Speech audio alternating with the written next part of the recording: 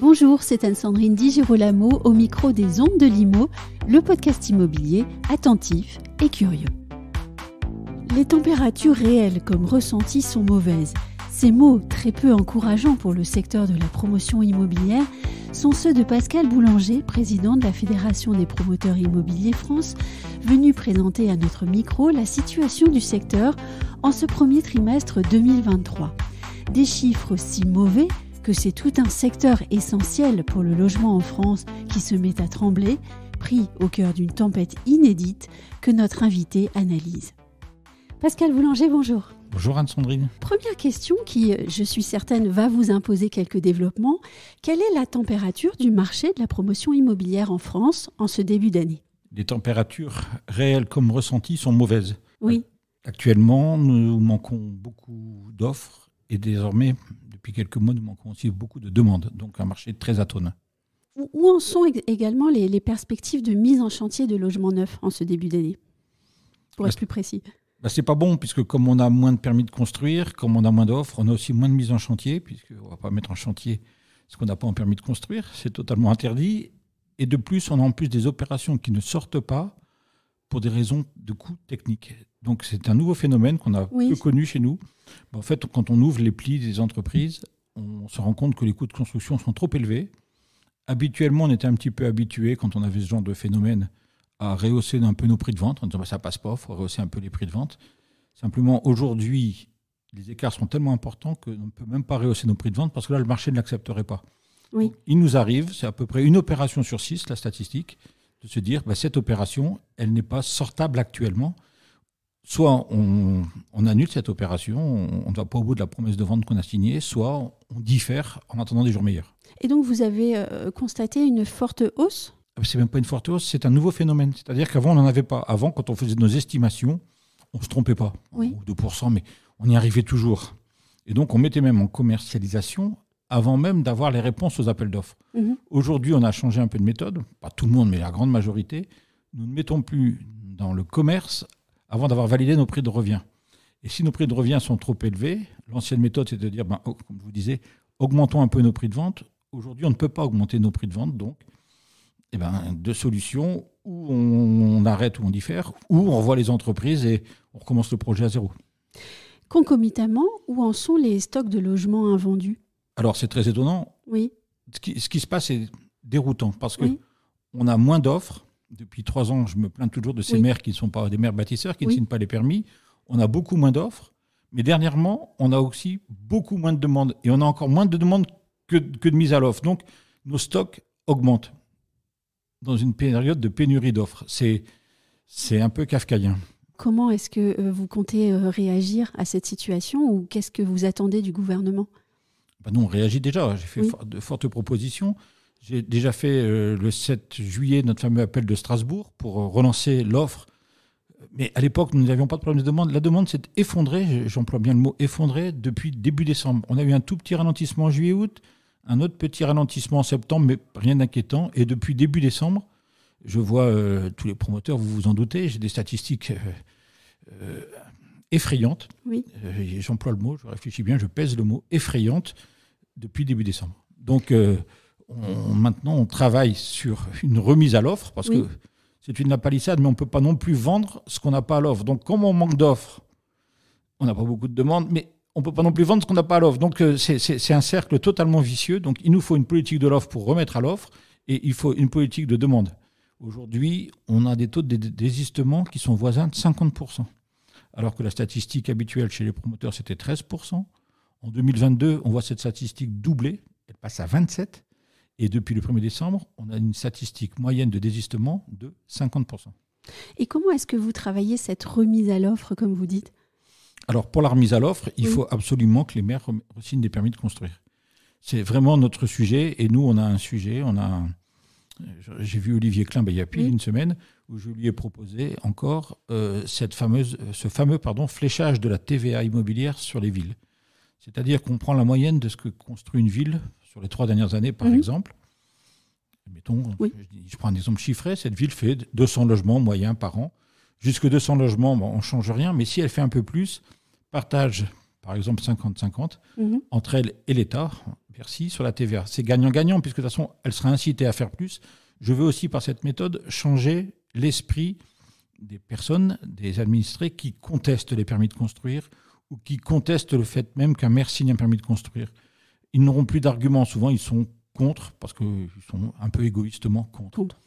Là, le maire peut dire, attendez, si je fais cet immeuble, ça me permet de dégager autant équivalent TVA, et avec ça, je peux rénover la crèche, l'école, je peux refaire le stade, enfin, tous les besoins. Et là, je pense que le mauvais va changer de camp. Ça va devenir la personne qui empêche l'acte de construire nécessaire, qui en plus correspond à un PLU. On construit en fonction de ce qu'est fait un PLU.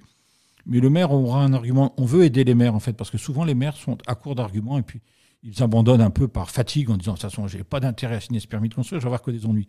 Tandis que là, le maire aura un argument de force en disant, attendez, monsieur ou madame, vous qui êtes contre ce projet, sachez que ce projet me permet de faire ça pour la commune.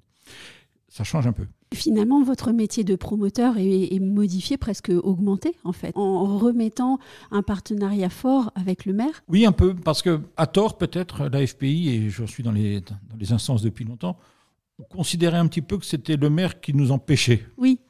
Moi, je ne pense pas que ce soit ça aujourd'hui. Je pense que le maire est lui-même empêché, et malheureusement, il n'a pas d'argument. Donc nous, on dit, mais il faut les aider, parce que souvent, en off, il faut qu'il n'y ait plus personne. Le maire nous dit, mais moi, je suis pour le projet, je n'ai pas de problème. Simplement, ma population, je vais me mettre tout le monde à dos. Et vous comprenez, je n'ai pas envie de me mettre ma population à dos, ce qui est normal. Ce sont ses électeurs, ce sont ses administrés. Et puis la gestion au quotidien est très difficile. Voilà, donc ils n'ont plus d'intérêt à agir. J'aime bien cette phrase. Il faut trouver une motivation, un intérêt à agir. Et si le maire dit, attendez, de toute façon, 1, ça respecte le PLU, donc c'est légal. 2, on en a besoin, parce que la ville a besoin de se développer, de loger ses citoyens et ceux qui veulent y venir. Et 3, j'ai un intérêt financier.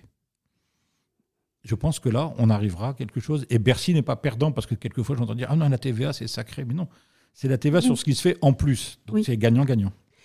Mais justement, j'ai une question sur le maire, puisque face à la sécheresse, et là, ce sujet-là est assez récent, on parle de la sécheresse hivernale en ce moment, certaines communes ont annoncé geler les demandes de permis de construire.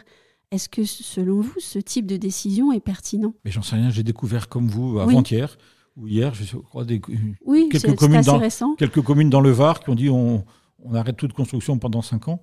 Je ne sais pas le fondement de la légalité, je ne sais pas si c'est justifié. Oui, un effet sécheresse, on ne va pas lutter contre. Est-ce que le fait d'empêcher de construire pour faire venir des habitants va lutter contre la sécheresse ? C'est peut-être un faux problème, parce que de toute façon, comme la population est croissante, ils vont aller ailleurs. Donc ailleurs, il y a la sécheresse partout. Donc ça devient un vrai sujet. Je pense que le fait de refuser de construire n'est pas la solution. Ça ne fera pas pleuvoir. Oui. Donc la solution, c'est comment on remplit nos nappes phréatiques, mais on ne peut pas lutter contre cette population qui est croissante et ce besoin de logement. Peut-être aussi une incompréhension entre le temps long du promoteur puis du constructeur et le temps court de la communication ? Oui, peut-être, ou un effet d'annonce. Je pense que ça part d'une idée noble. Attention, je n'ai pas assez d'eau pour tout le monde, je veux plus d'habitants. Bon, d'accord, mais si toutes les communes, il y a 34 900 et quelques communes en France, réagissent comme ça, il va y avoir un réel problème. Donc, ne faisons pas d'une petite exception de quelques communes une réalité. La réalité, c'est qu'on a un besoin criant de logement. On a encore fait des démonstrations avec des écoles indépendantes. On va avoir un besoin énorme de logement. Et donc, les chiffres qui circulent depuis très longtemps font que le fameux million de logements qui manquent et les 500 000 logements qu'il faut par an, on n'est pas loin de la vérité. Oui. Bon, donc, dire parce qu'il y a la sécheresse, on ne construit plus, va creuser encore ce fossé sans aucun jeu de mots. On parle des chiffres du logement en France. Véronique Béda, qui est présidente de Nexity, a indiqué dans une interview qui est donnée à la Tribune que la crise du logement est réelle. Et je cite, « Si des gens n'ont plus accès au logement, cela va très mal se passer ». Est-ce que vous partagez cet avis ? Oui, totalement. J'ai même annoncé dernièrement une crise de gilets jaunes du logement. Véronique Béda a repris ses propos. Oui. Je m'entends très bien avec Véronique, on échange souvent sur ces sujets-là, totalement en phase. Et le ministre, de son côté, est-ce qu'il vous écoute ? Ah, ça va plus loin que ça. Il nous écoute, il est demandeur de nos idées. Maintenant, la question, c'est est-ce que lui est écouté ? Oui. Je suis avec Olivier Klein, comme avec Christophe Béchu, en osmose sur la grande majorité des propositions. Sauf que aujourd'hui, il y a urgence. J'ai même proposé la semaine dernière, une loi d'exception fiscale pendant l'année à venir. Oui. Toute personne, par exemple, qui investirait dans un logement neuf pourrait, avec des conditions de plafond peut-être, être exonérée de droits de succession s'il transmettait le lendemain. Il nous faut une mesure choc, rapide et pas longue. Parce qu'on travaille sur des statuts du bailleur particulier, par exemple, qui sont des mesures pérennes. Oui. Mais le temps de les mettre en route et le temps qu'elles soient comprises, c'est un temps long. Mm-hmm. Nous sommes en mode urgence. Donc il nous faudrait une mesure rapide, pas longue, parce que je ne veux pas créer un effet d'aubaine. Je veux répondre à une situation catastrophique. N'oublions pas que d'un côté, il y a une situation catastrophique du logement qui est avérée et qui est dénoncée depuis déjà tellement d'années, en fait. Et de l'autre côté, il y a aussi un secteur, le secteur du bâtiment, qui commence à dire ses difficultés aussi. Oui, alors j'en parle souvent avec la Fédération du bâtiment et mon homologue Olivier Saleron. On est aussi, nous, en phase sur ce sujet. Les difficultés que nous rencontrons, nous, fortement depuis quelques temps et très fortement depuis 2 mois, 3 mois, oui. Ils vont en avoir les effets dans un an. Hein. Ils sont toujours à peu près un an derrière nous, le temps que nous, on réalise les projets qu'ils arrivent au stade de la construction il y a un an et demi. Donc oui, le bâtiment va souffrir fortement. Et pourtant, vous dites dans un an, et pourtant l'INSEE vient de publier pour 2023 une étude sur le climat des affaires dans le secteur du bâtiment. Et déjà, elle annonce que selon les chefs d'entreprise qui ont été interrogés en février, le climat des affaires dans le bâtiment se dégrade de nouveau.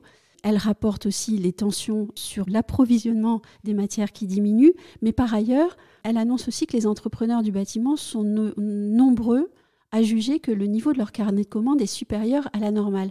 Est-ce que cette étude n'est pas finalement pleine de contradictions avec ce qu'on vient de dire ?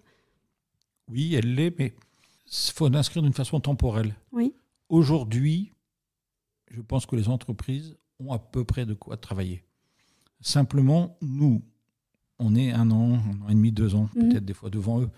Le vide va arriver. C'est évident, la Fédération du bâtiment en est parfaitement consciente. Nous sommes en manque d'offres depuis près de 3 ans et totalement en manque de demandes depuis 3 mois. Donc tout ce qu'on ne vend pas ne sera pas construit. Ça ne peut pas être autrement. Est-ce que vous pensez, comme certains, que le chantier de la rénovation énergétique peut aider le secteur de la promotion et de la construction ? Alors oui et non, on est un peu mitigé. Souvent on me fait le reproche. D'ailleurs, c'est pas forcément le même métier, c'est pas forcément les mêmes entreprises, c'est pas forcément le même savoir-faire. Et puis il faut quand même comprendre que rénover coûte plus cher que construire. Il faut démonter. Souvent c'est refait à façon, c'est pas aux dimensions, aux normes actuelles de la grande industrie. Les promoteurs sont souvent plus dans une phase de construction que dans une phase de rénovation. Mais on rétorque. Il faudra s'y faire. Oui, d'accord, mais ça risque de coûter plus cher. Donc, est-ce que c'est une solution pour le logement abordable ? Je ne suis pas sûr. Est-ce que vous partagez les doutes de certains sur l'utilité ou l'efficacité du Conseil national de la refondation ? Écoutez, je n'ai pas envie de me poser la question. Nous, ça fait longtemps qu'on appelle à une réflexion sur le logement. Elle a lieu. Est-ce qu'elle sera efficace ou pas ? C'est au président de la République et à la Première ministre d'en faire ce qu'ils en veulent. Moi, je joue le jeu. Nous, la FPI, on a envie de jouer le jeu. On en a parlé, je vous le disais tout à l'heure, avec le ministre du Logement. On va jouer le jeu. Vous apportez l'information, oui, on les a propositions. Des contributions, on y travaille. C'est piloté par Véronique Bédag et Christophe Robert. On joue le jeu. Après, si ce n'est pas efficace, ce ne sera pas de mon problème. Et de ma faute, au moins. Oui. Alors, on vous a compris, le tableau de la promotion immobilière en ce début d'année est compliqué. Quelles sont, pour 2023, vos priorités ? Relance de l'offre par un fléchage de la TVA. Oui. Et puis une mesure choc rapide pour relancer la demande qui est complètement atone. C'est incroyable. Des taux de désistement de 50%, c'est incroyable. Et des taux de désistement de 50% sur une demande bien plus faible. Donc les réservations brutes sont déjà faibles. Et sur ces réservations plus faibles, on a 50% de désistement. Donc il y a aussi un problème bancaire, faut pas le nier. Oui.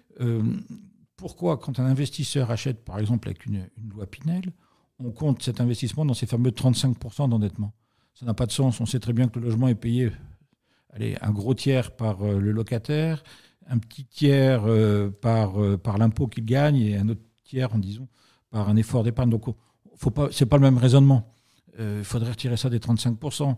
Les banques demandent trop d'apports. Beaucoup de propriétaires occupants ne peuvent pas. Ma génération, on achetait sans apport. Et ce n'est pas le débat sur le taux d'usure qui, en fait, va... Ça ne va pas dans le bon sens, mais ce n'est pas fondamental. Oui. Fondamentalement, quand on demande sur un bien immobilier d'avoir 20 ou 25% d'apport, il y a beaucoup de gens qui ne peuvent pas. Moi, je vais avoir 60 ans. Ma génération, on achetait nos logements vers 25 ans. Oui. Mes copains, on ne mettait pas d'apport. Très peu, 5% peut-être. Donc, on arrivait toujours à se débrouiller avec les papas, les mamans, ou même la banque disait, bon, on va vous faire un prêt étudiant, vous finissez vos études, parce que ça fera l'apport. Je me rappelle. Incroyable. Oui, mais c'est vrai. Aujourd'hui, beaucoup disent, 20% d'apport, mais je ne peux pas. Voire plus, je sais, bien sûr. Donc, c'est un vrai sujet. Mais alors dites-moi, vous n'êtes pas le seul à demander des mesures choc au gouvernement, et ça n'est pas récent. Et pour autant, on n'y est pas encore. On n'a pas encore vu de vraie prise de conscience au point d'aller dans l'action. Je suis bien d'accord avec vous. Oui. C'est pour ça que j'accepte volontiers des émissions pour qu'on m'écoute et qu'on entende cette demande. Il faut une mesure choc. J'en ai proposé. Je pense que le gouvernement pense aussi qu'il ne veut pas créer un effet d'aubaine, mais stop, quoi. On n'est plus dans l'effet d'aubaine. On est dans un métier qui s'effondre. Les chiffres sont catastrophiques. De mémoire de la FPI, j'ai regardé un petit peu les statistiques, on n'a jamais vu des chiffres aussi mauvais. Donc, arrêtons de faire de la politique. Relançons par ceux qui peuvent relancer les investisseurs, les propriétaires occupants, mais aidons-les. Et tant pis, tant mieux si ça crée un effet d'aubaine. Le sujet, aujourd'hui, n'est pas là. Et on est dans un pays qui ne fonctionne plus, finalement, puisqu'on n'arrive pas à loger les gens. Et encore moins à bien les loger. Ça, c'est le vrai sujet, bien sûr. Oui. Bien sûr. Je ne vous parle même pas du parcours résidentiel où maintenant, les majors de la location nous appellent en disant « mais qu'est-ce qui se passe ? On ne rend plus de mandat de gestion. » Forcément, on ne vend plus rien. Et donc, il va y avoir aussi une crise de la location, bien sûr. Et alors, si je vous demandais de terminer cet entretien avec juste quelques mots, quels seraient-ils ? Rapidement, efficacement, arrêtons les préjugés, loi fiscale d'exception. Voilà les quelques mots que j'ai envie de sortir rapidement. Un grand merci. Merci à vous.